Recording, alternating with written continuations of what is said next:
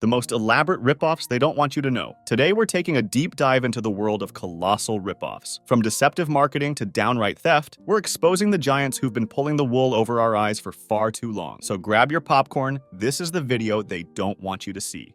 NFTs was probably the funniest thing I've ever witnessed. It's like buying the Mona Lisa for $5,000 and then realizing you only have a receipt saying you paid for it, not the actual painting. And the absurdity doesn't end there. It's akin to owning trading cards for the stock market or paying for a certificate with a custom picture, where you don't own what the picture represents. People are essentially paying for links to JPGs on servers they don't even control, with no guarantees whatsoever. It's baffling how something so intangible and speculative became a craze, with non-tech savvy folks falling prey to the allure of these artificial commodities. And the cherry on top? The risk of losing millions due to link rot, akin to paying hundreds for an Xbox box on eBay and then getting mad when someone screenshots your purchase. In essence, it's not just a ripoff, it's a masterclass in selling nothing as something and convincing people it's worth a fortune.